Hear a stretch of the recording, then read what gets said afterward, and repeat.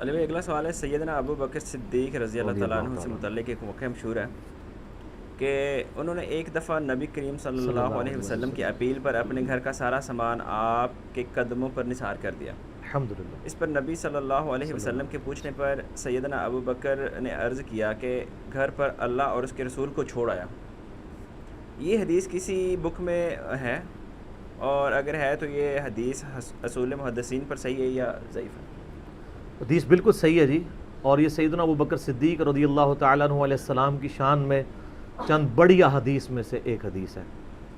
یہ حدیث جامعہ ترمذی میں موجود ہے، اور امام ترمذی نے خود اس حدیث کو کہا ہے ھذا حدیث حسن صحیح، یہ صحیح حدیث ہے، اور یہ حدیث سنن نبی داؤد کے اندر بھی موجود ہے، مین سٹریم کے اہل سنت کی 2 کتابوں میں، اور مشکات کی 3 جلد میں سیدنا ابو بکر صدیق رضی اللہ تعالیٰ عنہ علیہ السلام کے فضائل والے چیپٹر میں آپ کو یہ حدیث مل جائے گی۔ بڑی مزے کی حدیث ہے جی یہ۔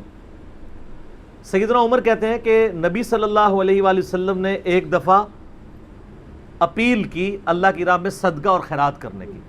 مختلف غزوات کے موقع پر آپ صلی اللہ علیہ وآلہ وسلم یوں صدقے کی اپیل کرتے تھے کہ اللہ کی راہ میں خرچ کرو۔ سیدنا عمر کہتے ہیں کہ میری فائنینشیل پوزیشن اس وقت اتنی زبردست تھی کہ اس سے پہلے کبھی نہیں تھی، تو میں دل میں یہ سوچ رہا تھا آج تو میں ابو بکر کو پیچھے چھوڑ دوں گا۔ ہائے ہائے ہائے، آپ دیکھیں کمپٹیشن بھی کس فیلڈ میں ہے کہ میں آج اتنا مال لے کے جاؤں گا کہ ابو بکر کو پیچھے چھوڑ دوں گا۔ کہتے ہیں میں نے اپنے گھر کا مال آدھا کیا، آدھا مال گھر والوں کے لیے رکھا اور آدھا میں سمیٹ کے نبی علیہ السلام کی مبارک قدموں میں، اور دل میں سوچ رہا تھا آج تو میں ابو بکر سے آگے نکل جاؤں گا۔ لیکن ظاہر ہے کہ ایسا ہونا تو نہیں تھا، ابو بکر تو پھر ابو بکر ہے۔ تو سیدنا ابو بکر صدیق رضی اللہ تعالیٰ عنہ اپنے پورے گھر کا مال اٹھا کے نبی علیہ السلام کی خدمت میں حاضر ہوئے، یا رسول اللہ یہ میری طرف سے صدقہ۔ اس موقع پر آپ صلی اللہ علیہ وآلہ وسلم نے سیدنا ابو بکر سے پوچھا کہ اپنے پیچھے گھر والوں کے لیے بھی کچھ چھوڑ کے آئے ہو؟ تو سیدنا ابو بکر صدیق رضی اللہ تعالیٰ نے فرمایا ابقیت، میں نے باقی رکھا ہے اپنے گھر والوں کے لیے اللہ اور اس کا رسول عز و جل و صلی اللہ علیہ وآلہ وسلم، یعنی میں اپنے گھر والوں کے لیے اللہ اور اس کے رسول صلی اللہ علیہ وآلہ وسلم کی محبت، ان پر کامل ایمان، کامل یقین چھوڑ کے آئے ہوں۔ کیوں؟ سورہ توبہ کی آیت ہے کہ اللہ تعالیٰ نے مومنین کی جانیں اور مال جنت کے بدلے میں خرید لی ہیں، لہٰذا اہل ایمان خوشیاں مناؤ اس بیع کے اوپر، اس بیع پہ۔ بیع کہتے ہیں تجارت کو، اسی سے لفظ بیعت بھی نکلا ہے۔ قرآن میں تو ہے کہ ہماری بیعت کس کے ساتھ ہے؟ اللہ کے ساتھ، جنت کے بدلے میں جان اور مال۔ کس کے ذریعے؟ رسول اللہ کے ذریعے صلی اللہ علیہ وآلہ وسلم۔ اللہ کے سامنے انسان اپنے آپ کو بیچ سکتا ہے، انسان کے سامنے نہیں۔ وہ لہٰذا وہ جو بیعت جب کروا رہے ہوتے ہیں کہتے ہیں نہیں بیعت کا مطلب آپ نے اپنا آپ ہمارے آگے بیچ دیا۔ وہ آپ کے آگے کیا بیچا ہے؟ ایک منی کے گندے قطرے کی جو پیداوار ہے اس کے آگے اپنے آپ کو بیچ دیا ہم نے کیا؟ اللہ کے سامنے بیچا۔ انسانوں کو غلامی سے چھڑایا ہے نبی صلی اللہ علیہ وآلہ وسلم نے، نہ کہ انسانوں کا غلام بنایا ہے۔ یہ بیعت اللہ کے ساتھ ہے، جنت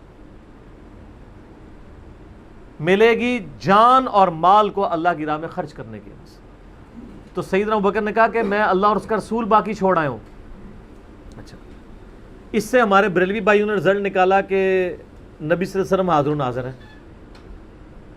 شکر ہے کہ گوروں کو اردو نہیں آتی اور ان کو انگریزی نہیں آتی، ورنہ وہ لٹریچر کے ان الفاظ کا مذاق اڑاتے ہیں۔ یہ تو حضرت ابو بکر کے بھی دماغ میں نہیں تھا کہ حاضر و ناظر کسی نے نکال لینا ہے۔ یہ تو لٹریچر کی زبان میں بات ہو رہی تھی کہ میں اللہ اور اس کا رسول چھوڑا ہے۔ فزیکلی چھوڑنے کی بات نہیں ہو رہی تھی، نہ حاضر و ناظر نہ روحانی طور پہ، یہی بات ہو رہی تھی کہ اللہ اور اس کے رسول پہ جو ایمان ہے وہ ہمیں کافی ہے، اللہ تعالیٰ ہمیں اور دے گا۔ یہ ان کے دماغ میں نہیں تھا۔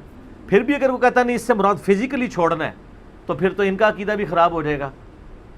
یہ تو ایون کہتے ہیں کہ آپ اللہ تعالیٰ کو عرش پہ مانیں تو یہ اس کے لیے مکان آپ مخصوص کر رہے ہیں، اور یہ عقیدہ شرک ہے، حنفی کہتے ہیں۔ وہ کہتے ہیں اللہ تعالیٰ زمان و مکان سے پاک ہے، تو اگر عرش پہ اللہ کو مانے تو یہ کہتے ہیں یہ تو گستاخانہ عقیدہ اور کفری عقیدہ ہے۔ اور حضرت ابوبکر کہہ رہے ہیں میں گھر میں اللہ کو چھوڑ کے آیا ہوں، تو گھر مکان ہے کہ نہیں؟ بالکل. تو ان کے نزدیک تو ابو بکر بھی پھر کافر ہو جائیں گے نعوذ باللہ، کیونکہ انہوں نے بھی تو مکان ثابت کیا نا اللہ کے لیے. کہتے ہیں نا اللہ نام مکان ہے، اللہ کے لیے کوئی مکان نہیں ہے. یہ میں ان کا عقیدہ بتا رہا ہوں. تو پھر وہاں پھر آپ کو کہ نہیں یہ تو محاورتاً بات ہوئی ہے کہ اللہ اور اس کا رسول چھوڑے ہوں. یہ میں پھکی ساتھ دیتا ہوں. سر پھکی جو ہوتی ہے نا، جب کوئی علمی بات سنے نا اور آپ کے نظریات کے خلاف ہو تو پیٹ میں مروڑ اٹھتا ہے. تو ساتھ ہی جب ہم پھکی دیتے ہیں نا وہ مروڑ ٹھنڈا ہو جاتا ہے. یہ جو مروڑ اٹھا ہوگا نا وہ ساتھ ہی ٹھنڈا ہو جائے گا. آپ نے ان کو کہنا ہے کہ تو آپ کا بھی عقیدہ نہیں ہے کہ اللہ تعالیٰ حضرت ابوبکر کے مکان کے اندر ہے، کیونکہ آپ تو کہتے ہیں اللہ کے لیے مکان ثابت کرنا تو کفر ہے. تو پھر کیا؟ تو پھر آپ کو وہی معنی کرنا پڑے گا جو ہم کر رہے ہیں. یہ لٹریچر کی زبان میں بات ہو رہی ہے کہ میرے لیے اللہ اور اس کا رسول ہی کافی ہے. اچھا یہ دیکھیں ان لوگوں نے پھر اس سے نا بڑی اور چیزیں بھی نکالی. وہ سورہ الزمر کی آیت ہے نا، الیس اللہ بکاف عبدہ، کیا اللہ اپنے بندے کے لیے کافی نہیں ہے؟ تو اہل حدیثوں نے اس کے سٹیکر چھپوا کے لگائے مختلف جگہ پہ. ان کی انٹینشن کوئی غلط نہیں تھی، لیکن اب جو بزرگوں کے بابوں کے ماننے والے ہیں انہوں نے کہا کہ جی جناب یہ تو مصیبت کھڑی ہو جائے گی، ہم نے تو بزرگوں کو بھی پکارنا ہے، یہاں تو صرف اللہ ہے. حالانکہ انہوں نے یہ نہیں دیکھا یہ تو قرآن کی آیت ہے، سورہ الزمر کی پارہ نمبر 24 کے پہلے صفحے کے اوپر، الیس اللہ بکاف عبدہ، کیا اللہ اپنے بندے کے لیے کافی نہیں ہے؟ انہوں نے اس کے مقابلے پہ سٹیکر چھاپے کہ میرے لیے اللہ، اس کا رسول، بزرگان دین، فلاں فلاں فلاں، جتنی وہ انہوں نے لگانی ہوتی ہیں نا وہ کافی ہیں. اور نیچے حدیث لکھی کہ حضرت بکر صدیق جب گھر کا سارا سامان لے کے آئے تو نبی علیہ السلام نے پوچھا باقی کیا چھوڑ آئے ہو؟ تو انہوں نے کہا میرے لیے اللہ اور اس کا رسول ہی کافی ہے. پہلی بات ہے یہ حدیث کے الفاظ ہی نہیں ہیں. انہوں نے کہا تھا میں اللہ اور اس کے رسول کو چھوڑ آیا ہوں. اس کا بالمفہوم ترجمہ آپ بنا سکتے ہیں، لفظی ترجمہ یہ تھا. لیکن چونکہ انہوں نے کافی کے مقابلے پہ کافی کرنا تھا نا تو ترجمہ چینج کیا. پہلی تو یہ ڈنڈی ماری، اور وہ تو اب ڈنڈی ہم نے اللہ کے فضل سے ختم کر دی ان کی. میرا اس پہ کلپ بھی ایک ریکارڈ ہو چکا ہے، میرے لیے اللہ اور اس کا رسول کافی ہے.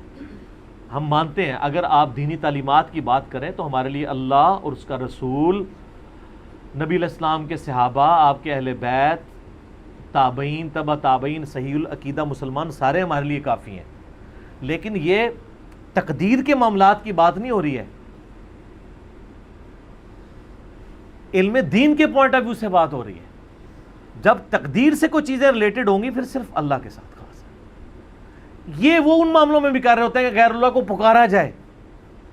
یعنی آپ جو اللہ کے ساتھ عقیدہ رکھے ہیں نا کہ اللہ تعالیٰ آپ کی مشکل پریشانی حل کرتا ہے، ایاک نعبد و ایاک نستعین، وہ یہ عقیدے اپنے بابوں سے ریلیٹ کرنے کے لیے نا تو یہ پھر چیزیں گھڑتے ہیں اور اس میں اس طرح کی پلی لیتے ہیں.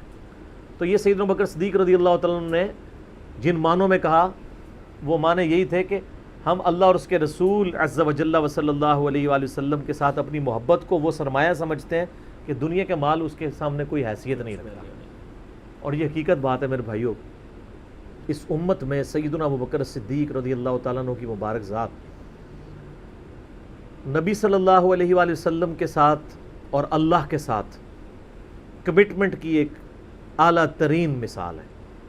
صحیح بخاری میں حدیث ہے، نبی صلی اللہ علیہ وآلہ وسلم نے فرمایا مجھ پہ مال اور وقت کے اعتبار سے تمام مخلوق میں سب سے زیادہ احسان ابو بکر کے ہیں. دو ہی چیزیں ہو سکتی ہیں نا، یا آپ کسی کو اپنا مال دے سکتے ہیں یا وقت. وقت زندگی، آپ بھی وقت دے کے یہاں بیٹھے ہوئے نا، یا مال خرچ کریں گے یا وقت. ایون جو مال بھی آپ خرچ کر رہے ہیں وہ بھی وقت ہی ہوتا ہے، کیونکہ وقت لگا کے آپ نے مال کمایا ہوتا ہے. نبی علیہ السلام نے فرمایا کہ اپنے وقت اور مال کے اعتبار سے سب لوگوں سے بڑھ کے مجھ پہ احسان ابو بکر کا ہے. اور اگر اس کے ساتھ ہی الفاظ ہے بخاری مسلم میں، حدیث بخاری مسلم دونوں میں ہے، اگر میں دنیا میں اپنا خلیل کسی کو بناتا تو ابو بکر کو بناتا، لیکن میں نے اپنا خلیل اپنے رب کو بنایا ہے. سر توحید ہر جگہ اوپر ہے. ان صلاتی و نسکی و محیایا و مماتی للہ رب العالمین، بے شک میری نماز، میری قربانی، میرا جینا، میرا مرنا سب اللہ کے لیے. البتہ ابو بکر میرے دین کے اعتبار سے اور مودت کے اعتبار سے میرے دوست ہیں، میرے بھائی ہیں، لیکن خلیل اللہ ہی ہے. محسن کا لفظ بھی استعمال کیا ہے. نہیں احسان، یہ احسان ہی ہوگا نا، محسن ہی ہوگا نا احسان والا. ایک روایت ترمذی میں ہے، وہ ضعیف ہے، میں ساتھ بیان کر دوں، اس میں الفاظ ہیں کہ میں نے دنیا میں ہر شخص کے احسان کا بدلہ اتار دیا سوائے ابو بکر کے. یہ روایت اصول محدثین پہ کمزور ہے، لیکن جو میں نے روایت بیان کی ہے نا وہ صحیح بخاری کی ہے، وہ اس میں آلموسٹ فٹ ہی نہیں بیٹھتی ہے. تو سیدنا ابو بکر صدیق رضی اللہ تعالیٰ نے کوئی موقع نہیں جانے دیا نبی علیہ السلام کے ساتھ، اپنی کمٹمنٹ میں کہیں پہ بھی کمزوری نہیں دکھائی پوری زندگی. آپ کو پتہ ہے صحیح بخاری میں موجود ہے، عروہ ابن زبیر حضرت ابو بکر کا نواسہ کہتا ہے کہ میں نے عبداللہ بن عمر بن عاص سے پوچھا کہ نبی علیہ السلام پہ جو کافروں نے مصیبتیں ڈھائی تھی ان میں سے کوئی مشکل وقت ہمیں بتائیں. احد کا وقت تو سب کو پتہ ہے. تو انہوں نے کہا مجھے وہ وقت یاد ہے کہ مکے کا دور تھا، تو عقبہ ابن ابی معیط جس نے ایک دفعہ نبی علیہ السلام کے، صحیح بخاری مسلم میں آتا ہے کہ کندھے پہ اوجڑی لا کے اونٹ کی رکھ دی تھی، پھر سیدہ فاطمہ آئی انہوں نے ہٹائی، اس نے نبی علیہ السلام کے گردن میں ایک دفعہ چادر ڈالی، صحیح بخاری میں آتا ہے، اور اتنی زور سے کھینچی گلا دبایا، قریب تھا کہ آپ کی مبارک آنکھیں باہر نکل آتی. تو اتنے میں سیدنا ابو بکر صدیق وہاں آئے اور انہوں نے اس کو مار کے ہٹایا، اور قرآن کی وہ آیت پڑھی، کیا تم ایک شخص کو صرف اس لیے مار دینا چاہتے ہو کہ وہ کہتا ہے کہ میرا رب اللہ ہے؟ اور پھر اس کے بعد جو حضرت ابو بکر کی پٹائی ہوئی وہ الگ چیز ہے، لیکن وہ اس لیول کے اوپر اپنی جان نثار کرنے کے لیے تیار ہو جاتے تھے. غزوہ احد کے موقع پر صحیح بخاری میں آتا ہے کہ 12 بندے صرف نبی صلی اللہ علیہ وسلم کے ساتھ رہ گئے تھے 700 میں سے، اور ان 12 میں حضرت ابو بکر بھی شامل تھے، حضرت علی بھی تھے، حضرت عمر بھی تھے. اس وقت بھی کمٹمنٹ آپ دیکھ لیں، پیچھے نہیں بالکل ہٹے. ہر موقع پہ جہاں پہ قربانی کا موقع آیا پوری کمٹمنٹ کے ساتھ نبی صلی اللہ علیہ وآلہ وسلم کا ساتھ دیا. حضرت عمر بن عاص کہتے ہیں بخاری اور مسلم دونوں میں، نبی علیہ السلام نے مجھے ایک لشکر روانہ کیا تو اس لشکر کا امیر بنایا، تو مجھے یہ زوم ہوا کہ میں حضور کا بڑا لاڈلا ہوں. تو میں نے کہا یا رسول اللہ صلی اللہ علیہ وسلم آپ کو لوگوں میں سب سے بڑھ کے محبوب کون ہے؟ تو فرمایا عائشہ سلام اللہ علیہ. تو میں نے کہا نہیں یا رسول اللہ میں مردوں میں پوچھ رہا ہوں. تو کہا اس کا باپ ابو بکر. پوچھا اس کے بعد، کہا عمر. اور پھر کہتے ہیں میں حضور سے پوچھتا گیا، آپ نام لیتے کہ میرا نام کوئی نہیں لیا، پھر میں خاموش ہو گیا کہیں میں ان بندوں میں شامل ہی نہ ہوں.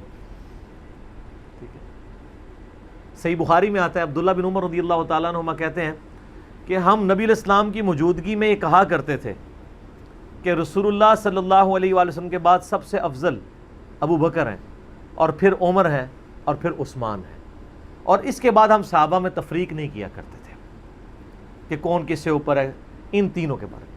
لیکن یہاں پہ میں ایک ٹیکنیکل مسئلہ آپ کو بتا دوں کہ جب کبھی بھی صحابہ میں فضیلت کی بات ہو رہی ہوتی ہے نا تو وہ ایکسکلوڈنگ اہل بیت ہوتا ہے، کیونکہ صحابہ کرام بھی اہل بیت کو ایک الگ سے آئیڈینٹی تصور کرتے تھے، اور محدثین بھی.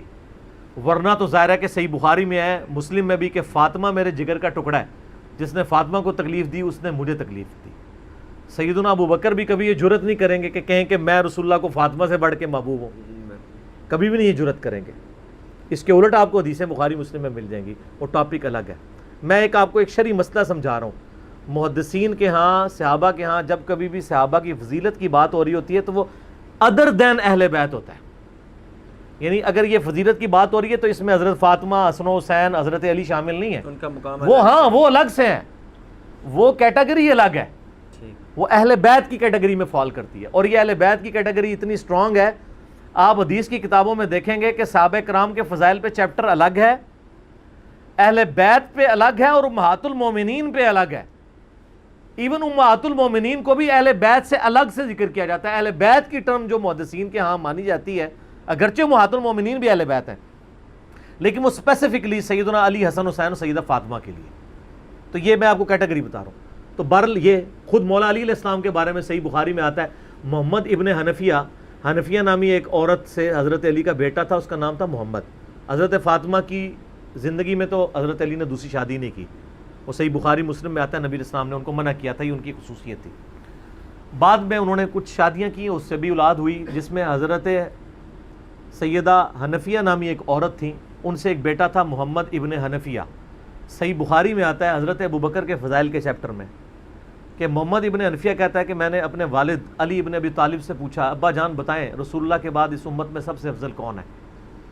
تو انہوں نے کہا ابو بکر۔ تو میں نے پوچھا اس کے بعد؟ فرمایا عمر۔ اور ان کا میں تیسری دفعہ میں نے سوچا کہ میں اگر پوچھا تو یہ عثمان کا نام لیں گے، تو میں نے کہا اس کے بعد تو آپ کا ہی نمبر ہوگا، لیکن وہ تو علی تھے نا۔ تو انہوں نے کہا کہ میں تو عام مسلمانوں میں سے ایک مسلمان ہوں۔ وَمَنْ أَحْسَنُ قَوْلًا مِّمَّنْ دَعَا إِلَى اللَّهِ وَعَمِلَ صَالِحًا وَقَالَ إِنَّنِي مِنَ الْمُسْلِمِينَ۔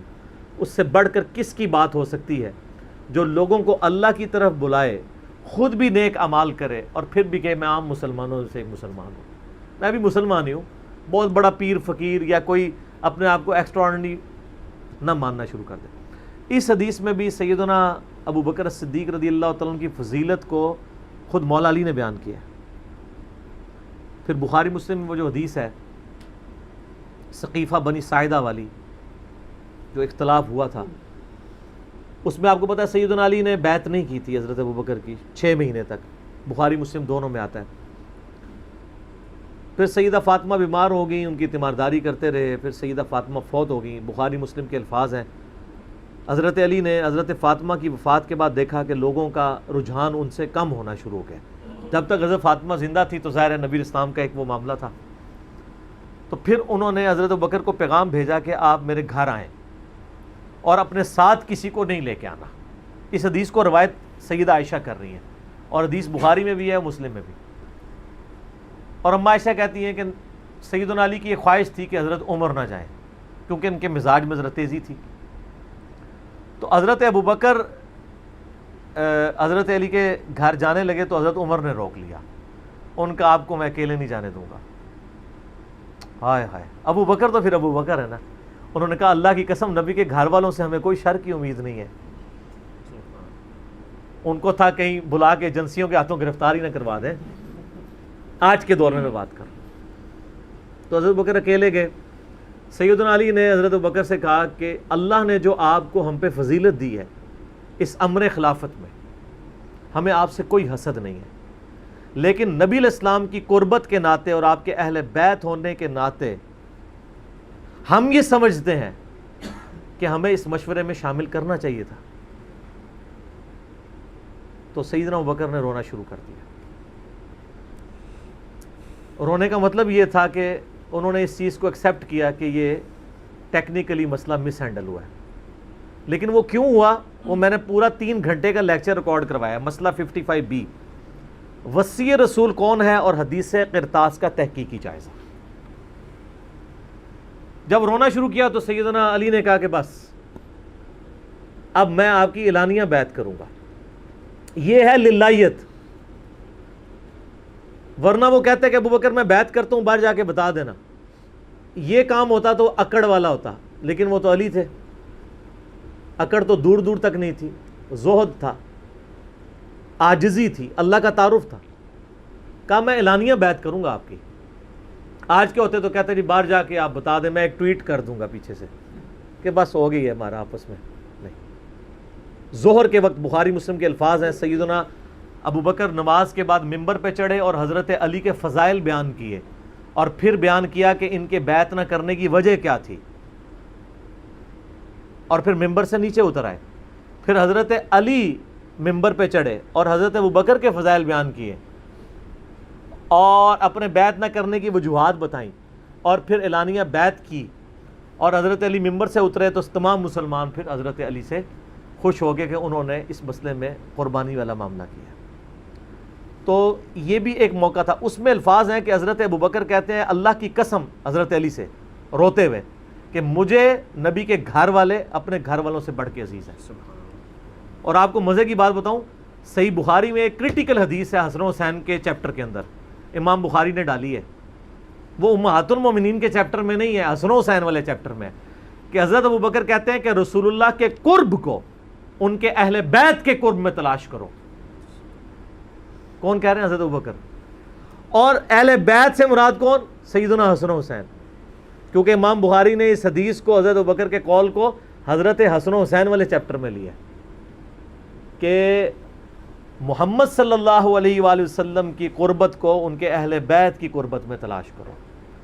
تو سیدنا ابوبکر صدیق رضی اللہ تعالیٰ عنہ کو نبی علیہ السلام سے نسبت رکھنے والی ہر چیز بڑی بڑھ کر محبوب تھی، چاہے وہ آپ کے اہل بیت ہوں یا آپ صلی اللہ علیہ وآلہ وسلم کی قریبی کو رشتہ دار ہوں، ہر معاملے میں. اس لیے آپ دیکھیں نا کمپرومائز آپ کو کہیں نظر نہیں آتا. سر بخاری میں آتا ہے کہ صلح حدیبیہ کے موقع پر حضرت عمر سے بھی تھوڑی سی مس ہینڈلنگ ہو گئی تھی. یا رسول اللہ ہم کیا حق پہ نہیں ہیں، پھر دب کے کیوں صلح کر رہے ہیں؟ حضور نے فرمایا کہ میں اللہ کا پیغمبر ہوں. پھر بھی تسلی نہیں ہوئی، حضرت ابوبکر کے پاس آئے، پھر حضرت ابوبکر نے ڈانٹا کہ عمر وہ اللہ کے پیغمبر ہے. اور حضرت عمر کہتے ہیں مجھے پوری زندگی اس چیز کا غم رہے گا کہ میں نے بڑی جرت دکھائی. الٹیمیٹلی ثابت ہوا کہ صلح حدیبیہ والا جو معاملہ تھا وہ مسلمانوں کے حق میں شامل ہوا. لیکن حضرت ابوبکر کا آپ ایمان کا لیول دیکھیں کہ وہ سرکمسٹانسز پہ نہیں جاتے تھے، وہ کہتے تھے اللہ کے پیغمبر نے فیصلہ کیا الٹیمیٹلی اسی میں خیر ہوگی. ان کا ایمان اس لیول کا تھا کہ وہ عقلی دلائل کو بعد میں رکھتے تھے. اور وہاں پہ بھی آپ کو نظر آیا ہے، اور انہوں نے حضرت عمر کو کہا کہ عمر وہ اللہ کے پیغمبر ہیں، جو فیصلہ کر رہے ہیں وہ ٹھیک ہے. اسی لیے ہر مسئلے میں آپ کو احتیاط کا پہلو نظر آتا ہے. پھر بخاری میں آتا ہے جب مرتدین زکوٰۃ تھے، حضرت عمر جیسے لوگ بھی کہہ رہے تھے اتنے مازوں پہ آپ جنگ نہ کھولیں، پہلے کچھ قبائل مرتد ہو گئے ہیں، رومن امپائر چڑھی دوڑی ہے، پرشین امپائر کے ساتھ ہم نے سارے معاملات شروع کیے ہوئے ہیں، اتنے مازوں پہ ہم کیسے لڑیں گے؟ تو سیدنا ابوبکر نے کیا کہا تھا؟ اللہ کی قسم کو رسول اللہ کے زمانے میں جانور دیتا تھا اور اس کے ساتھ ایک رسی بھی دیتا تھا، اور اب نہیں دے گا نا میں اس کے خلاف بھی قتال کروں گا، اکیلا مجھے کرنا پڑے. جس طرح نماز اللہ کا حق ہے اسی طریقے سے زکوٰۃ بھی اللہ کا حق ہے. جو نماز اور زکوٰۃ میں فرق کرے گا میں اس کے خلاف قتال کروں گا. وہ ریٹ آف دی گورنمنٹ کو چیلنج کر رہا ہے. حضرت عمر کے الفاظ ہیں بخاری میں کہ اللہ تعالیٰ نے ابوبکر کا سینہ کھول دیا تھا اس مسئلے میں، اور ابوبکر کی باتیں سن کے ہمارا سینہ بھی کھل گیا. حالانکہ پورے صحابہ ایک طرف کھڑے تھے، ابوبکر ایک طرف کھڑے ہوئے تھے. ان کی جو نبی علیہ السلام سے کمٹمنٹ تھی نا وہ ان کو ہٹنے نہیں دیتی تھی. صحیح بخاری میں آتا ہے، آپ کو پتہ ہے لشکر اسامہ کے اوپر بڑے بڑے صحابہ نے اعتراض کیا کہ یہ اسامہ تو کل کا بچہ ہے 15-16 سال کا، اتنے سینئر صحابہ اس کے انڈر لگا دیے ہیں. نبی علیہ السلام نے وفات کی وصیت کی تھی کہ لشکر اسامہ بھیجنا ہے اور رومن امپائر، کیونکہ انہی کے باپ شہید ہوئے تھے نا زید ابن حارثہ غزوہ موتا کے اندر.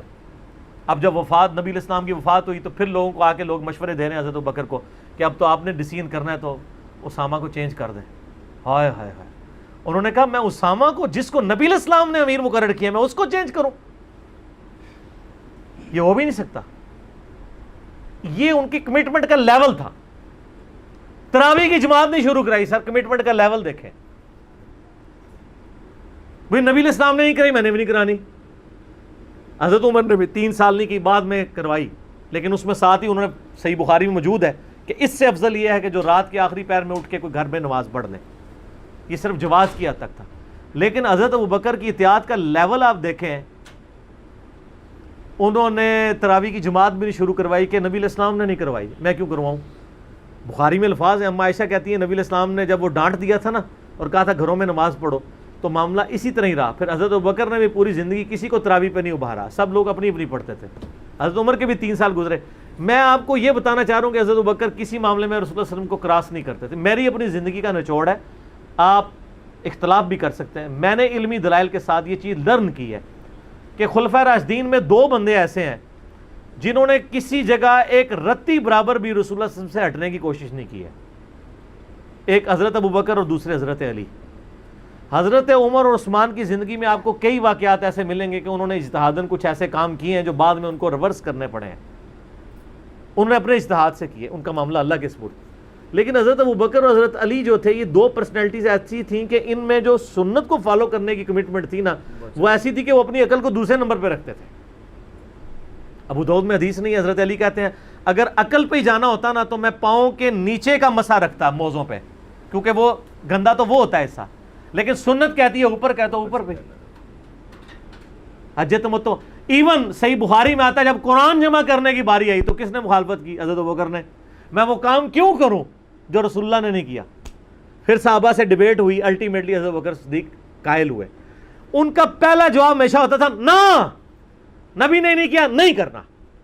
اب میرے ساتھ بحث کرو، قائل ہوں گا اور دیکھوں گا کیا رسول اللہ کی منشا اس میں شامل تھی تو میں ایگری کروں گا، ادروائز نہیں. اسی وجہ سے حج تمتع پہ بھی پابندی نہیں لگائی. حضرت عمر نے لگائی، بعد میں ریورس کرنی پڑی. حضرت عثمان نے بھی لگائی، پھر ریورس کرنی پڑی. صحیح بخاری میں آتا ہے حضرت علی نے مخالفت کی. لیکن حضرت بکر کی زندگی میں آپ کو سنت کے ساتھ کمٹمنٹ کا یہ لیول ملے گا، کبھی ان کو کوئی ڈیسیژن ریورس نہیں کرنا پڑا. ان کی نبی علیہ السلام کے ساتھ جو عقیدت تھی نا، اور ہر معاملے میں، حتیٰ کہ صحیح بخاری اور مسلم میں آتا ہے. اور نبی علیہ السلام کا کیا ریگارڈ ہے، بخاری مسلم دونوں میں آتا ہے کہ نبی صلی اللہ علیہ وآلہ وسلم نے، یعنی بیماری کے دن تھے آپ کے، آپ نے فرمایا کہ ابو بکر کو میری جگہ نماز پڑھائیں.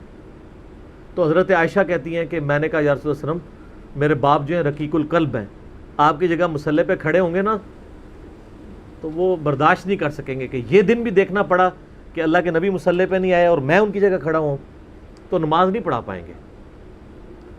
تو آپ فرمایا لا، ابو بکر کو کہو کہ نماز پڑھائیں. پھر انہوں نے ریکویسٹ کی، نبی علیہ السلام اتنے غصے میں آئے.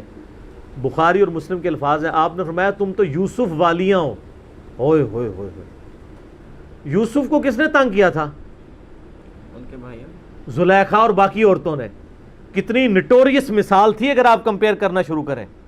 بالکل 100% بٹھائیں تو حضرت یوسف کو تنگ کیا نا، اپنی طرف مائل کرنا چاہتی تھی. یہاں پہ وہ والا نیگیٹو پہلو نہیں تھا، لیکن یہاں پہ نبی علیہ السلام نے اپنی بیویوں کو کیا کہا، تم بھی یوسف والیاں ہو. جس طرح ان عورتوں نے یوسف کو اپنی مرضی کے مطابق چلانے کی کوشش کی تھی، تو مجھے اپنی مرضی کے مطابق چلا رہی ہو. ابو بکر کو کہو کہ نماز پڑھائیں. اتنی کمٹمنٹ. پھر انہوں نے نماز پڑھائی. صحیح بخاری میں آتا ہے، اما عائشہ کہتی ہیں حضور اپنی وفات کے دنوں میں کہتے تھے، عائشہ میرا ارادہ ہے میں تیرے بھائی عبد الرحمن بن ابی بکر اور تیرے باپ ابی قحافہ ان کی یعنی کنیت تھی، اس کو بلاؤں اور ان کو میں لکھ دوں. مجھے خطرہ ہے کہ میرے بعد کوئی ڈیمانڈ کرے گا، لیکن اللہ اور میری امت ابو بکر کے علاوہ کسی کے لیے راضی نہیں ہوگی. یہ تو بعد میں پتہ چلا نبی علیہ السلام اشارتاً کیا بات کر رہے تھے، امر خلافت کی. اس حدیث کے تحت میں نے 55B مسئلے میں بتایا کہ نبی علیہ السلام اگر اپنی زندگی میں کسی کو خلیفہ نامزد کرتے تو حضرت بکر کو کر کے جاتے، کیونکہ نبی علیہ السلام بادشاہ نہیں تھے، اللہ کے پیغمبر تھے. آپ اپنے خاندان میں کبھی بھی یہ معاملہ نہیں کر سکتے تھے، اور یہ بات صحابہ کرام کو پتہ تھی. لیکن جب اللہ نے آپ کو گارنٹی دی کہ اللہ اور میری امت ابو بکر کے علاوہ کسی پہ راضی نہیں ہوگی، تو پھر نبی علیہ السلام نے اس مسئلے کو ان اٹینڈڈ چھوڑ دیا. بخاری میں ہی آتا ہے، ایک عورت حضور کے پاس آئی اور کہا یا رسول اللہ آپ فوت ہو جائیں اور میں اس کے بعد آؤں اور آپ کو نہ پاؤں، تو فرمایا ابو بکر سے مل لینا میرے بعد. تو اشارے تو کافی آپ نے چھوڑے ہوئے تھے اس حوالے سے. صحیح بخاری مسلم میں حدیث ہے، نبی علیہ السلام ایک باغ میں بیٹھے تھے، ابو موسیٰ اشعری کہتے ہیں دروازے پہ دستک ہوئی، آپ نے فرمایا جو کوئی بھی ہے اسے جنت کی بشارت دے دو. کہا دروازہ کھولا سیدنا ابو بکر. میں نے کہا رسول اللہ صلی اللہ علیہ وسلم نے جنت کی بشارت دی ہے. تو انہوں نے کہا کہ تکبیر بلند کی اور اللہ کا شکر ادا کیا، اللہ اکبر کبیرہ والحمد للہ کثیرہ. نبی علیہ السلام کنویں کی منڈیر پہ بیٹھے ہوئے تھے، آپ نے ابو بکر کو اپنی دائیں جانب بٹھا لیا ٹانگیں لٹکا کے. وہ جو پرانے زمانے میں بڑے کنویں ہوتے تھے نا، وہ چھوٹی سی دیوار باہر نکلی ہوئی ہوتی ہے. پھر تھوڑی دیر بعد دستک ہوئی، آپ فرمایا اب بھی جو آتا ہے جنت کی بشارت دے دو. دروازہ کھولا سیدنا عمر، ان کو بشارت دی، انہوں نے بھی پھر اللہ کی حمد اور تکبیر بلند کی. پھر تیسری دفعہ دستک ہوئی، فرمایا اب جو کوئی ہے اسے جنت کی بشارت دو، لیکن ان مصیبتوں اور پریشانیوں کے ساتھ جو اسے آئیں گی. دروازہ کھولا تو سیدنا عثمان تھے، انہوں نے اللہ کی حمد بیان کی اور کہا میں اللہ کی پناہ میں آتا ہوں ان فتنوں سے اور پریشانیوں سے جس کا سامنا کرنا پڑے. حضرت عمر کو حضور نے بائیں جانب بٹھا لیا. اب دائیں اور بائیں جگہ ختم ہو گئی تھی، تو حضرت عثمان سامنے آ کے بیٹھ گئے. راوی کہتے ہیں کہ میں نے اس سے یہ رزلٹ نکالا ہے کہ ابو بکر و عمر رسول اللہ کے ساتھ دفن ہوں گے اور حضرت عثمان کی قبر رسول اللہ کے سامنے بنے گی. سر آج بھی میں حضرت عثمان غنی کی قبر مبارک پہ کئی دفعہ حاضر ہوا ہوں، ایگزیکٹ روضہ شریف کی سیدھ میں قدموں کی جانب، اور ابو بکر عمر ساتھ ہیں. قبر رسول پہ میری حاضری والا لیکچر بھی ہے، میں نے باقاعدہ اس میں نقشہ بتایا ہے کہ کس طریقے سے قبریں ہیں. یہ بہت بڑی فضیلت ہے کہ سیدنا ابو بکر عمر نبی علیہ السلام کے ساتھ دفن ہوئے ہیں اس جنت کے ٹکڑے میں، جو بخاری میں حدیث ہے میرے گھر سے میرے ممبر تک جنت کے ٹکڑوں میں سے ایک ٹکڑا ہے. اور امام بخاری نے باب باندھا ہے قبر رسول سے ممبر رسول جنت کا ٹکڑا ہے. اسی جنت کے ٹکڑے میں سیدنا ابو بکر عمر کی قبر ہے، نبی علیہ السلام کے ساتھ، اور الٹیمیٹلی سیدنا عیسیٰ ابن مریم کی قبر بھی وہاں پہ بنے گی۔ یہ قبریں اس طرح ہیں کہ نبی علیہ السلام کی قبر مبارک سب سے آگے ہے یوں، یعنی جب ہم حاضری دیتے ہیں تو قبلے کی رخ ہماری پیٹھ ہوتی ہے، تو روضہ شریف کی طرف ہمارا یعنی مبارک جالیوں کی طرف ہمارا رخ ہوتا ہے، تو سب سے آگے نبی علیہ السلام کی قبر ہے۔ نبی علیہ السلام کا جہاں پہ آپ سمجھ لیں سینے کا نچلا ناف والا حصہ بنتا ہے نا، وہاں حضرت ابوبکر کا سر ہے اور ان کی ٹانگیں اور آگے ہیں، یعنی ادبن ان کو تھوڑا پیچھے کر کے دفنایا گیا ہے، یہاں سے بھی پیچھے اور ادھر سے بھی سیدھ میں نہیں، اور جہاں حضرت ابوبکر کی ناف آتی ہے وہاں حضرت عمر کا سر ہے، اور وہ اس کی ایسے یہاں ایک جگہ خالی ہے، وہ حضرت عیسیٰ ابن مریم کی قبر بننی ہے، المستر علاقے میں بھی ہے، جامعہ ترمذی میں بھی اشارتاً موجود ہے۔ تو یہ قبریں ہیں، 7 دفن ہیں، اور جامعہ ترمذی میں حدیث ہے نبی علیہ السلام نے فرمایا اے ابوبکر تم میرے یار غار بھی ہو اور حوض کوثر پہ بھی میرے یار ہو، صحیح سند کے ساتھ ہے۔ یار غار کا ذکر تو سورہ توبہ میں موجود ہے، ثانی اثنین، جب وہ دونوں غار میں تھے، اور جب نبی علیہ السلام قرآن کے الفاظ میں ابوبکر کو کہتے تھے کہ مت خوف کھاؤ، ہمارا رب ہمارے ساتھ ہے۔ صحیح بخاری میں آتا ہے کہ حضرت ابوبکر نے کہا یا رسول اللہ صلی اللہ علیہ وسلم اگر کفار نے اپنے پاؤں کی جانب سے یوں دیکھ لیا تو ہم دونوں نظر آ جائیں گے۔ تو ان کا ابوبکر تمہیں غم کھانے کی ضرورت نہیں، تمہارا ان کے بارے میں کیا خیال ہے، ان دونوں کے بارے میں جن کے ساتھ تیسرا اللہ ہو، تو وہیں سے آپ دیکھ لیں۔ صحیح مسلم میں ایک حدیث ہے کہ نبی صلی اللہ علیہ وآلہ وسلم ایک دفعہ ہیرا پہاڑ کے اوپر چڑھے، آپ کے ساتھ سیدنا ابوبکر، عمر، عثمان اور علی اور طلحہ اور زبیر تھے۔ آپ نے فرمایا اور وہ جو پہاڑ تھا ہیرا پہاڑ وہ بھی وجد میں آ گیا ہوگا، ہلنا شروع کر دیا۔ آپ نے فرمایا تھم جا، تجھ پہ اس وقت نبی، صدیق اور شہداء کے سوا کوئی نہیں ہے۔ یعنی نبی کون؟ خود نبی صلی اللہ علیہ وآلہ وسلم۔ صدیق کون؟ سیدنا ابوبکر صدیق، اور باقی سارے شہداء، حضرت عثمان، حضرت علی، طلحہ اور زبیر، سارے شہید ہوئے۔ اچھا یہ صدیق کا لقب بھی ثابت ہے، بخاری مسلم میں آپ کو ویسے تو سیدنا ابوبکر کے نام کے ساتھ صدیق ملے گا، یہ لقب پڑا کہاں سے تھا؟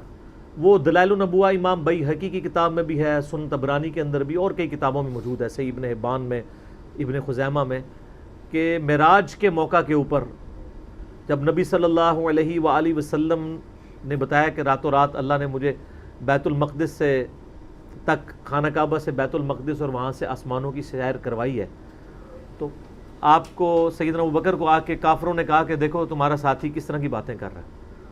تو انہوں نے کہا کہ ہم نے نبی صلی اللہ علیہ وسلم کے کہنے پہ اتنی بڑی بڑی چیزیں مان لی ہیں، تو یہ کہہ رہے ہیں تو یہ بھی ٹھیک بات ہے۔ تو یعنی وہ تصدیق کرنے والے بنے، اس وجہ سے ان کو صدیق کہا جاتا ہے۔ ویسے تو قرآن حکیم میں انبیاء کے بعد جو درجہ آیا ہے من النبیین والصدیقین والشہداء والصالحین، وہ بھی الگ سے ہے اس حوالے سے۔ ابو بکر کا مطلب یہ ارکام میں پہل کرنے والا، اور جامع ترمذی میں حدیث ہے نبی علیہ السلام نے فرمایا ابو بکر عتیق ہے، آگ سے آزاد کیا گیا۔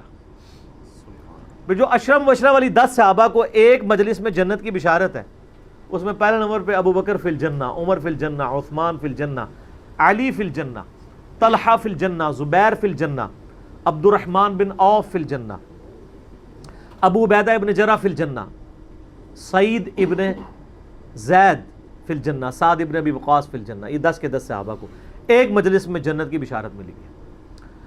سیدنا ابوبکر کی نبی علیہ السلام کے ساتھ کمٹمنٹ کا آپ لیول دیکھیں کہ مزاج آپ کو پتہ بڑا نرم تھا، لیکن جہاں نبی علیہ السلام کا معاملہ آتا تھا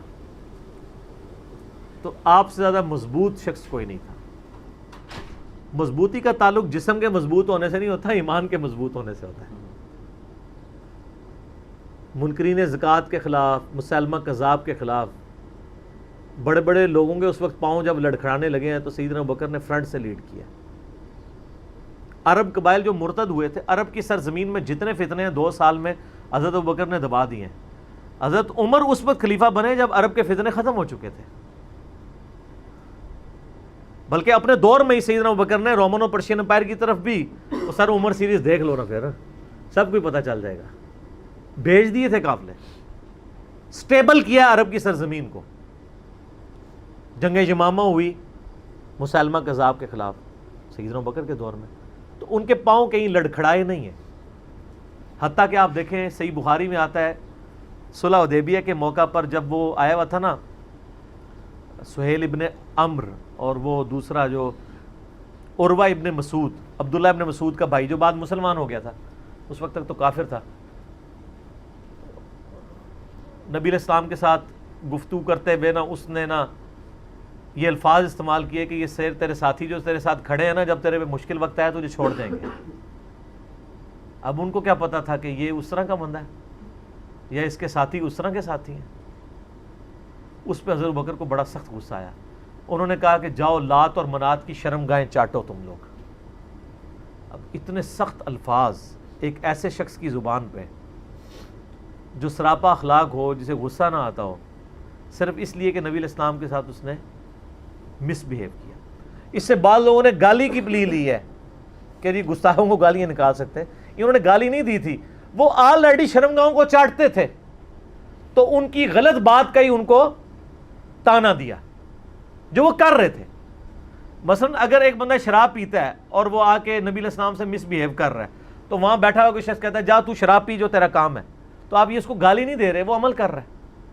یا اسی طریقے سے آج کل جو لوگ مزاروں کے آگے جھکتے ہیں اور ہم ان کو کہیں گے جاؤ جو جا کے قبر پہ ماتھا ٹیکو جا کے، تو ہم اس کو گالی نہیں دے رہے، وہ کر رہے ہیں۔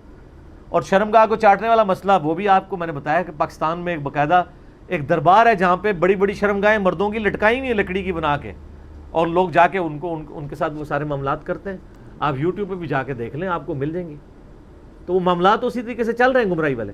لیکن سیدنا ابوبکر صدیق کی آپ کمٹمنٹ دیکھیں کہ انہوں نے بالکل لحاظ نہیں کیا، انہوں نے کہا تم جا کے یہ کام کرو، ہم نبی علیہ السلام اپنی جان کا آخری سانس اور خون کا آخری قطرہ بھی اپنے نبی کے لیے نچھاور کریں گے۔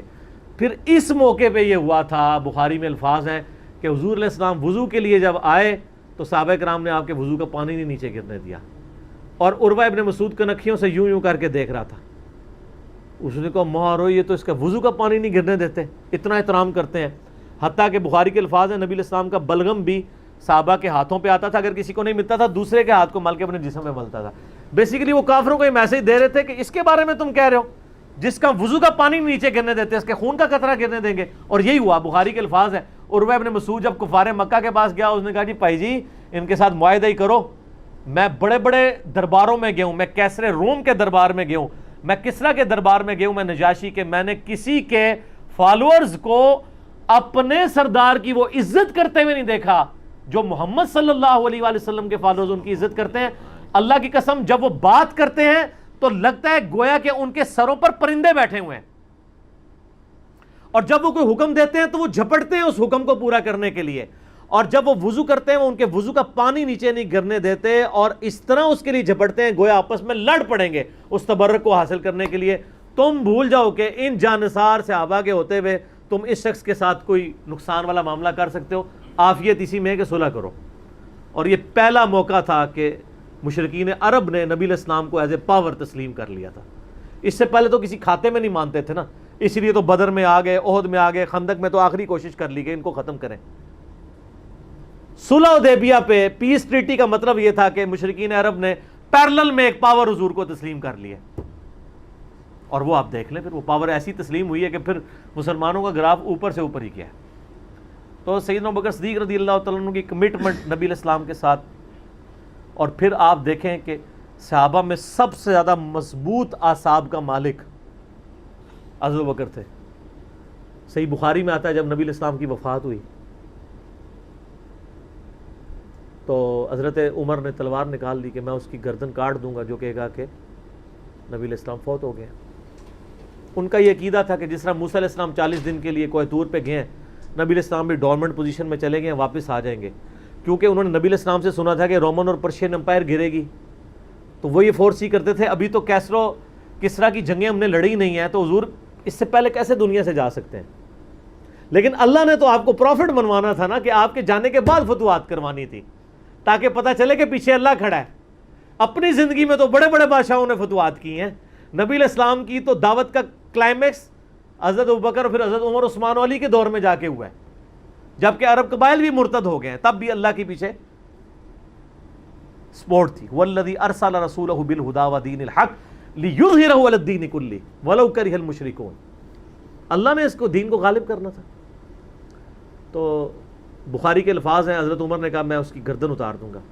حضرت ابوبکر آئے، انہوں نے حضرت عمر کو دیکھا اگنور کر کے سیدھا حجرہ عائشہ میں گئے، نبی علیہ السلام کے مبارک کفن کو ہٹا کے آپ کے ماتھے پہ بوسہ دیا اور کہا یا رسول اللہ آپ پہ 2 موتیں جمع نہیں کرے گا، ایک موت تو سب کے نصیب میں ہے، اب تو ہمیشہ کی زندگی آپ کو اللہ نے آخرت کی دے دی ہے۔ اور پھر باہر نکلے، حضرت عمر کو کہا کہ عمر بیٹھ جاؤ، حضرت عمر نے بات نہیں سنی، تو حضرت ابوبکر ممبر کی طرف چڑھے، ممبر پہ چڑھے اور لوگوں سے کہا کہ عمر کو اس کے حال پہ چھوڑ دو۔ حدیث کے الفاظ ہیں کہ لوگ حضرت ابوبکر کا ریگارڈ باقی اصحاب سے زیادہ کرتے تھے، حضرت عمر کو تنہا چھوڑ کے لوگ حضرت ابوبکر کی طرف متوجہ ہو گئے۔ پہلے وہ جو سارا میلہ ان کے گرد لگا تھا شفٹ ہو گیا، تو انہوں نے حمد و صلات کے بعد انہوں نے کہا اما بعد فمن کان یعبد محمدا فان محمد قد مات۔ سر کلیجے پہ کتنا بڑا پتھر رکھا ہوگا حضرت ابوبکر نے جملہ بولتے ہوئے کہ جو محمد کی عبادت کرتا تھا وہ جان لے کہ محمد کو موت آ گئی ہے۔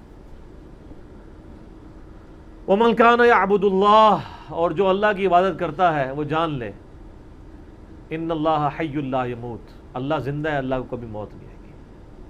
کیا توحید کی تعلیمات ہیں، حضور کی میت کے اوپر حضور کے فضائل نہیں بیان ہو رہے، توحید بیان ہو رہی ہے۔ Point to be noted. کیوں؟ سر پہلے نہیں انسانیت نے رسک لیا، دنیا کا سب سے بڑا شرک ایک پیغمبر کے نام پہ تو کھڑا ہوا ہے، عیسیٰ ابن مریم کے نام پہ۔ نبی علیہ السلام کو عیسیٰ ابن مریم نہیں اللہ نے بننے دیا۔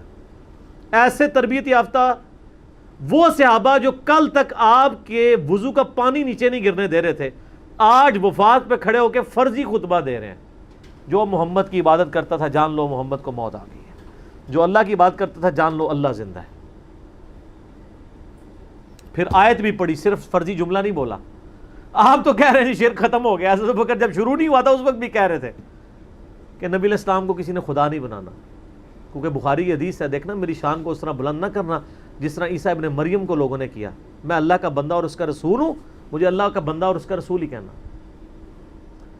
سر وارفتگی، دیوانگی، عشق کی ساری کیفیت حضور کی وفات کے بعد بالکل چینج ہوگی صحابہ کی۔ ہونا تو چاہیے تھا جو وضو کا پانی نہیں گرنے دے رہے تھے جا کے قبر کی مٹی چاٹنا شروع کر دیتے، ایسا نہیں ہوا۔ وہ تعلیمات کی باؤنڈریز کو کراس نہیں کرتے تھے۔ تو پھر انہوں نے آیت پڑھی، سورہ آل عمران آیت نمبر 144، وما محمد الا رسول قد خلت من قبلہ الرسل افإن مات او قتل انقلبتم علی اعقابکم۔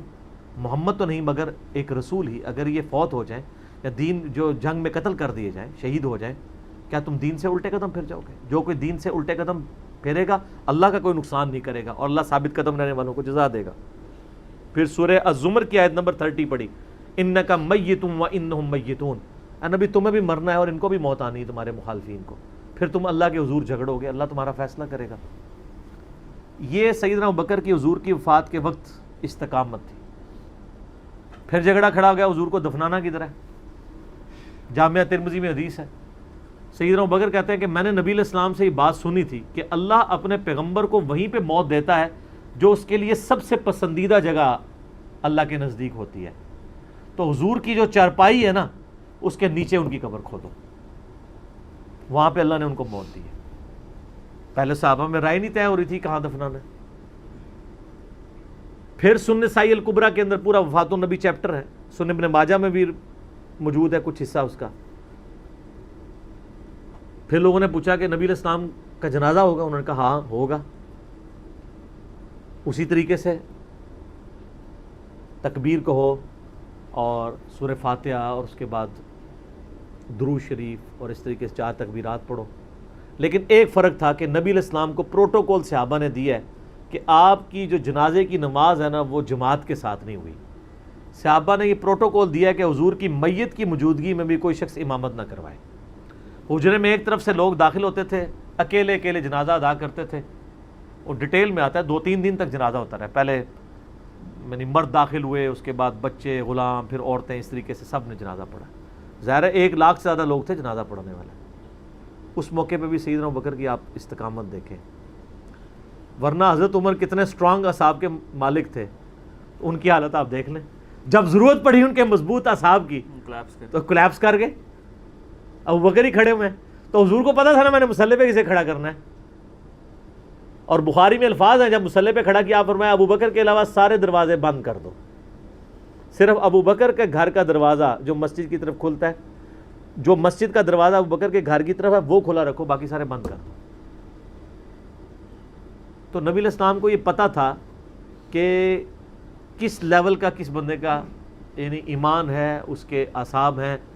اور بخاری کے الفاظ ہیں جب حضرت بکر نے خطبہ دیا, حضرت عمر کہتے ہیں میرے پاؤں میرا بوجھ نہیں اٹھا سکے, اور مجھے یقین آ گیا کہ حضور فوت ہو چکے ہیں. یہاں قرآن و حدیث سن کے کسی کے کان پہ جوں تک نہیں رنگتی, وہاں پہ حضرت بکر کا خطبہ اور آیات سن کے حضرت عمر کہہ رہے ہیں کہ میرے پاؤں میرا بوجھ نہیں اٹھا سکے, کہ یہ تو واقعی تو قرآن کی آیت. اور اس میں بخاری مسلم صحیح بخاری میں الفاظ ہیں کئی دن تک ہم جب بھی صحابہ ایک دوسرے کو ملتے تھے تو یہی آیت سنایا کرتے تھے, وما محمد الا رسول قد خلت من قبلہ الرسل افئن مات او قتل انقلبتم علی اعقابکم, کہ محمد تو نہیں مگر ایک رسول, انہیں بھی تو موت آنی ہے, تاکہ ہمیں یہ یقین آ جائے کہ حضور دنیا سے چلے گئے. تو یہ صحابہ کرام علیہم رضوان کی نبی علیہ السلام کے ساتھ عقیدت تھی. اور سیدنا ابوبکر آپ کو بالکل صف اول میں نظر آئیں گے, ٹاپ آف دا لسٹ, معاملات کو ہینڈل کرنے میں, چیزوں کو بالکل من و سنت کے مطابق ڈھالنے میں, اور ہر معاملے میں رجوع لانے کے اوپر, اور اہل بیت کے ساتھ کمٹمنٹ کے اوپر, ہر مسئلے میں آپ کو حضرت ابوبکر صدیق کی قربانیاں ٹاپ آف دا لسٹ نظر آئیں گی. تو بات کہاں سے کہاں شروع ہوئی, فی البدی میں تو اور گھنٹوں بول سکتا ہوں, مجھے اتنی حدیثیں یاد ہیں یہ فضائل کے اعتبار سے. آخر میں اصول برکت کے لیے میں وہ حدیث بیان کروں گا جو میں اکثر بیان کرتا ہوں.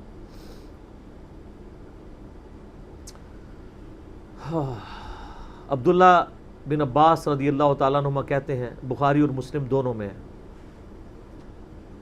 کہ سیدنا عمر کی میت رکھی ہوئی تھی اور لوگ آ کے ان کی میت پہ سلام پڑھ رہے تھے, اور اپنے اپنے انداز میں خراج تحسین پیش کر رہے تھے کہ اس شخص کی وجہ سے اسلام کو کیا عروج ملا. تو کہتے ہیں اتنے میں نے محسوس کیا کہ ایک شخص میرے پیچھے آ کے کھڑا ہوا اور اس نے میرے کندھے پہ یوں کونی رکھی, میری پیٹھ اس کی جانب تھی, اس نے کونی میرے کندھے پہ یوں رکھی, اور حضرت عمر کی بیعت سے مخاطب ہو کے کہنے لگا کہ اے عمر اللہ تجھ پہ رحم فرمائے, تو روئے ارض پہ ان لوگوں میں سے ایک شخص تھا کہ میری بھی خواہش تھی کہ میں ان اعمال کے ساتھ اللہ کے حضور پیش ہوتا, کہ اگر اللہ کے حضور پیش ہونے کے لیے مجھے بہترین اعمال چاہیے تو تیرے اعمال. ظاہر ہے جی رومن اور پرشین امپائر گھری ہے, کس لیول کا عروج, کیونکہ میں نے رسول اللہ صلی اللہ علیہ وآلہ وسلم سے بارہا سنا تھا, میں ابو بکر اور عمر داخل ہوئے, میں ابو بکر اور عمر نکلے, میں ابو بکر اور عمر نے یہ کیا. تو مجھے بڑی امید تھی کہ تم اپنے دو ساتھیوں سے جا ملو گے, یعنی رسول اللہ اور ابو بکر کے ساتھ صلی اللہ علیہ وآلہ وسلم رضی اللہ تعالیٰ. تو یعنی نبی علیہ السلام کے بعد سیدنا ابو بکر اور پھر حضرت عمر بھی وہیں پہ پہنچ گئے. تو مجھے نبی علیہ السلام کے اس فرمان سے لگتا تھا جس طرح آپ اپنی زندگی میں کہتے تھے نا, میں ابو بکر عمر, میں ابو بکر عمر, میں ابو بکر عمر, مجھے پتا تھا تم نے جا کے انہی سے ہی ملنا ہے جا کے, اور دیکھ لیں قبر بھی پھر ساتھ بنی ہے دونوں کی. تو عبداللہ ابن عباس کہتے ہیں کہ میں نے جب یوں مڑ کے دیکھا تو وہ سیدنا علی بن ابی طالب تھے جو حضرت عمر کی میت کے اوپر یہ کلمات پڑھ رہے تھے, میں ابو بکر اور عمر, میں ابو بکر اور عمر رضی اللہ عنہم اجمعین وعلیہم السلام اجمعین. اللہ تعالی ہمارے دلوں میں خلفائے راشدین کی محبت, اہل بیت کی محبت راسخ فرمائے رضی اللہ عنہم اجمعین وعلیہم السلام اجمعین, اور قیامت والے دن حوض کوثر پہ ان کے ساتھ محشور فرمائے, آمین ثم آمین.